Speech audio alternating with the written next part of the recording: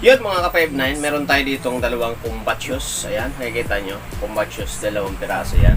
O, ayan. So, tapos na nating linisin. Ituturo ko lang dito or isi-share ko sa inyo kung paano yung paglinis ng combat shoes or paglagay ng sintas. Okay? So, actually, tapos na nating linisin, no? Pero sige, bago tayo magsimula, shoutout muna sa ating mga ka-59, ating mga viewers dyan. At shoutout po sa ating mga taga-subaybay at taga-panood. At syempre, shoutout po sa ating mga viewers natin or followers natin sa ating Facebook account, Charles Francisco. At syempre, start na tayo. Ang ating ginagamit ay syempre, mayroon tayong kiwi, no? Kiwi, yan. Ang pakintab ng sapatos. Ayun, meron tayong brush. Yan, syempre yung basahan. Medyo marami na yung basahan natin.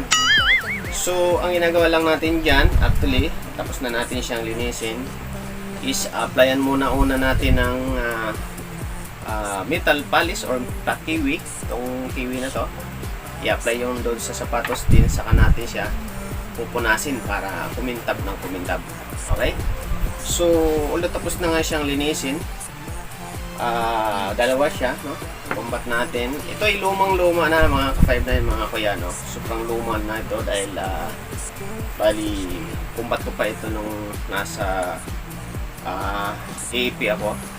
So actually yung isa dito, sira-sira na ito. Patid-patid na yung mga dito niya, ginawa ko na lang ng paraan yun. So dahil pwede pa siya, so hindi pa natin siya itinatapon. Because ginagawa natin siya ng paraan na maging malinis uli at maging makintab. Kasi nga dapat lagi makintab yung ating mga combat shoes pag tayo naka-duty. So lumang-luma na siya, bitak-bitak na yung mga dito niya, mapapansin nyo. Yung mga dito niya, bitak-bitak na. Ayan. So pero nagagawa natin ng paraan kasi sinashine natin siya para kumintab. So ang pagpakintab ng combat shoes mga ka-59 mga kuya ay pag in-applyan mo na siya ng kiwi or metal polish, in-applyan mo na siya. Siyempre patuyuin mo siya ng mga ilang minuto bago mo siya kuskusin ng basahan. Pag nakuskus na ng basahan is wiwisikan natin siya ng tubig. Wisik ng tubig din, kuskusin ulit para mas kumintab siya ng gusto. Yan. Alright? So makikita nyo, ayan o, kumikinang na siya. So kahit luma siya, basta at least malinis. So yun yung technique. Piniwisikan ng tubig. Ayan o. So yung iba naman is pinapatuluan ng kandila. Yun yung technique ng iba. So pagkos tayo ay total makintab naman na. Ayan kung nakikita nyo. O, kintab naman na siya. Ayos naman na siya. So lumang-luma na yan pero nagagawa natin siya ng paraan para maisusuot pa natin. Pati yung ilalim niyan, malinis yan. So actually ang paglinis ng combat pati yung dito nililinis yan. So yan mga ka-59, sana matuto kayo dito sa ating gagawing tutorial. So maliban sa paglilinis, ang pagsusuot po ng sintas, mapapansin natin may tinatawag na right over lip, lip over right. Yun, may tinatawag na gano'n. Susundan lang po natin ito. Tatanggalin ko muna para mas maliwanagan ng lahat kung ano ba yung right over lip, lip over right. Alright? So, standard po yan sa pagsuot ng sintas sa nasabing mga combat shoes. So, ayan, makikita natin yung sintas niya is mahaba. Haba, sobrang haba yan. So, ang ginagawa ko is tinatalian ko sa pinakagitna. Gigitnain ko yan din. Dapat pantay sila dito sa dulo. So, kaya siya may tali sa gitna ng sintas para malalaman mo kung siya ang talagang gitna. Ayaw ko kung nakikita sa camera ha. Wala tayong cameraman. So, itusok natin siya sa kabila. Yan. Itusok natin siya sa kabila. Sa kabilang side din. Okay. Yan. So ito po ay sa left side na paa, sa kaliwa. Yan, sa kaliwang paa. So pag naitusok na natin siya,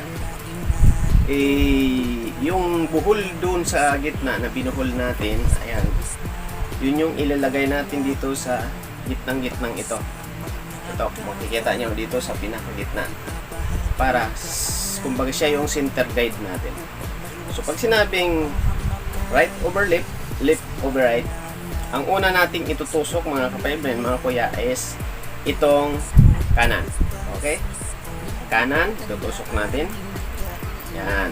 Right? Kasi left over right ito. Okay? Sana masundan niyo, no? Then, ito yung kaliwa. Ito yung huli nating itutusok. Okay. So, laging, ang unahin natin is kanan. Pangalawa yung lagi yung kaliwa. So, kung mapapansin mo, itong kaliwa ang nakapatong sa kanan. Kaya left over right. Right? So, pabalik-balik lang siya. Unahin lagi ang nasa kanan. Okay? Then, saka sa kaliwa. Yan. So, pabalik-balik lang siya mga ka-5-9, mga kuya. So, yan ang tamang pagsuot ng sintas, ha? Sintas ng sapatos. Then, kaliwa uli ang unahin. Ang kanan uli ang unahin. Kaliwa naman ang susunod. So, laging nasa taas yung kaliwa. Okay. Sumunod na naman ang kanan.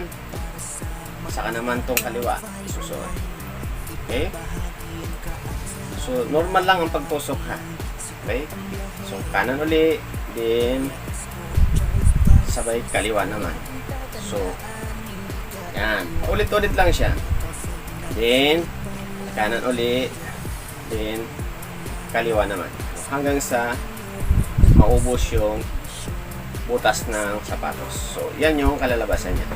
So, ngayon, siyempre, pag isinuot na natin yan, is kailangan yan higpitan para mas maging fit doon sa ating paa. At ito yung guide niya sa gitna. Ayan, may bowl.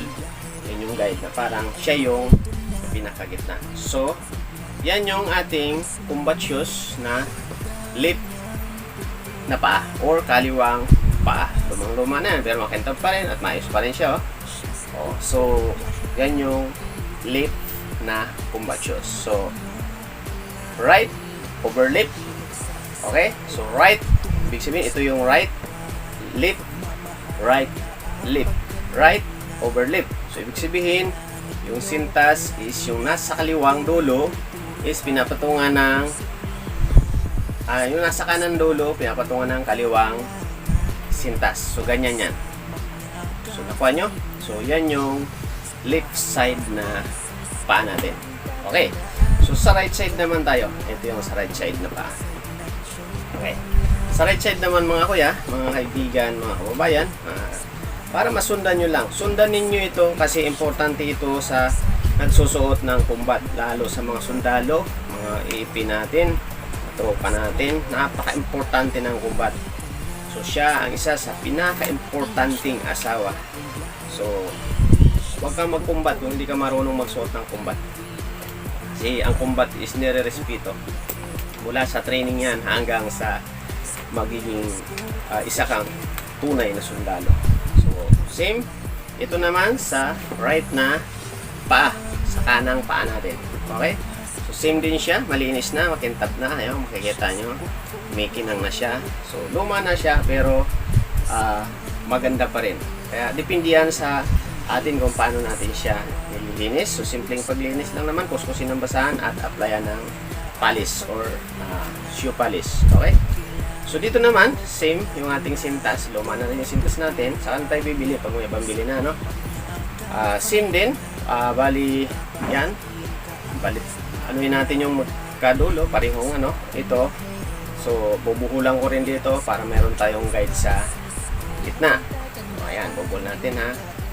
Yan, bubuhulan na isang buhulang para mayroong magiging guide. So, ngayon, iparehas natin kung pantay. Mahabang isa. Adjust natin. So, ganun lang kasimple mga kuya, mga ka-5-9 dyan. Pag alam mong pantay na yung dulo, pareha niya, no? Pantay na yung dulo, ipitan na natin siya. Okay? Ipit na. Saka natin ngayon itutusok yung magkabilang dulo sa butas ng ating combat shoes. Okay? So, tuloy-tuloy na yan. So, yung binuhol natin, ayaw mapapansin yung binuhol natin, yun yung magiging guide sa gitna. Dito, sa gitna ng combat shoes. Dito. Okay? So, dito naman, kung nasa kaliwang combat tayo kanina is right over left. Okay? Right over left. Nakapatong ang left. So, nasa kaliwang paa yun. Ngayon naman, nasa kanang paa naman tayo ng combat shoes. So, dito naman is left over right. So, ibig sabihin ng left over right. Napapatungan siya ng kanan. So, ang unahin naman natin ditong itutusok palagi ay yung kaliwa. Kung napapansin nyo kanina, ang unang itinutusok natin lagi yung kanan. Para, pag itinusok natin tong isa is lagi siya nakapatong sa isa o sa kaliwa o siya yung huli nating tinusok, siya rin yung una nating itutusok sa butas ng ating combat shoes. Then right naman. Okay? Okay? Yan. Yun yung tinatawag na left over right or right. Okay? Ayan na. So, ngayon, tutusok naman natin yung nasa kanan. Laging nasa taas yung nasa kanan dito. Okay? Doon naman sa kabila, sa kaliwang pa is laging nasa taas naman yung nasa kaliwang sintas. Okay? So, ayan. Hanggang sa matapos. So, ulit-ulit lang siya. Dito, kung ano yung huling itinusok natin is yun yung ating unang itutusok din sa kabila. Then, ipapato ngayon yung kanan. Okay? So, okay. Kaliwa. Then, tusok ang kanan. Tapos, babalik lang kaliwa. Tutusok ang kanan. So, ayan. Sira na nga rin yung dito sa ano ko. Sa last. Patid na siya. So, ayan mga kaibigan, mga kuya. Kung mapansin nyo, so, yan yung kalalabasan. So, nakuha po mga ka-5-9 mga kuya. So, papansin nyo, buo na siya. Yan na yung kalalabasan. So, malambot na nga talaga siya dahil luma na. Hindi katulad itong isa, nakatayo pa dahil medyo ano pa siya, matibay pa. Pero, patid-patid na rin yung dito niyan. Yung tusukan ng ano. Ito issue to. Issue siya sa akin. No, 2010 ata. Issue 2010. Pero mas una ito. Pero mga buo pa siya. Ito kung di ako nagkamali, year 2000, kung di ako nagkamali, baka year 2005 pa ito. Nakarating na ito ng Hulo-Sulo. So buhay pa rin siya, nagagamit pa rin natin siya ngayon. So mahilig ako mag-combat kasi safety shoe siya, experience ko na siya. Na accident ako sa motor is walang naging gasgas yung aking paa. Pangalawa, isa siya sa magiging protection natin sa daan o in case man hindi mo kamitan ng kamay, paa lang ang gamitin mong pang tadyak is panalo ka na. So, na-experience ko ito kaya ako sinasabi, lalo na nung translation ng Nazareno, naipit ako sa gitna. Buti nakakumbat ako kaya naging lamang ako kaya pinalabas ako ng mga tao doon sa kumpulan ng anod-anod ng tao kasi nasasakpan sila sa combat ko. So yun. So dito, right over left, left over right. Sa kaliwang paa is right over left, sa kanan is left over right. Yan yung tinatawag na right over left, left over right sa pagsisintas ng sapatos. So ayan mga ka-5-9, mga kuya, mga tagapanood natin dyan. Sana may natutunan kayo at sana ay nasundan ninyo. Sana ay gawin natin yan pag tayo ay nagsuot ng combat.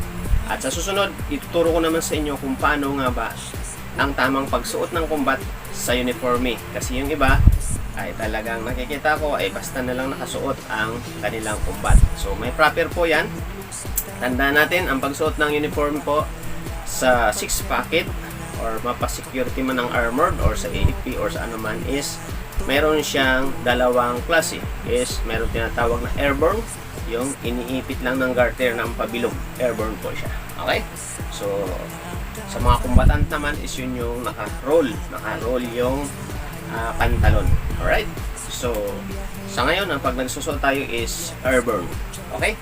So, sana meron tayong natutunan mga ka-5-9. Meron kayong nasundan dito sa ating ginawang simpleng tutorial sa ating pagkakabit ng sintas sa ating combat shoes na kahit mga luma na siya is meron pa rin siyang value, ika nga. Dahil ito ay sobrang matatagal na at ngayon kumikita pa rin siya at nagagamit pa rin natin siya sa ating trabaho. So ayan lang po, Kuya Isko Official at ang ating isang channel, Gwapong Bihero TV. Please like and share ng ating mga video upload at abangan, meron tayong mga ka-59 na mabibigyan ng sombrero sa aming mga pinitintahan. I-upload ko yan dito sa channel natin kasi nakikita ko sa ating mga ka-59 naman talagang iba na ang klaseng sombrero ang suot, talagang warak na at iba na yung kulay. So ako naintindihan ko kasi pag parting Cavite is talagang hirap sila makabili or di sila makapunta ng bilihan para makabili ng kanilang gagamitan. Kaya ang gagawin na lang natin, bibigyan natin sila ng sombrero. Abangan po ninyo yan. So saan namin natutunan sa ating tutorial sa pagkabit ng sintas sa ating combat shoes at kung paano natin nilinis. Ulitin ko, ang paglinis is applyan lang siya ng metal polish or shoe polish is then after pag natuyo-tuyo na, kuskusin. Then after kuskusin, wisikan ng tubig, no? Nalinis na kasi natin bago tayo nag-video. Wisikan ng tubig, then after nun is kuskusin ulit ng basahan. Sure na makintab yan ang kalalabasan. So iba nga is pinapatakan ng kandila. So ayan po, maraming salamat muli Kuya Isko Official and ating isang channel, Gwapong Bihero TV, at yung ating Facebook, Charles Francisco. Mabuhay mga ka-59. Shout out kay Team Leader Mupak at siyempre kay Rino Sayat. Yan, shout out sa inyo. Shout out din po, Sir Dos Mildos. Bye-bye. Kanyang tulong mga security guard. Siya si Gwapong Bihero TV.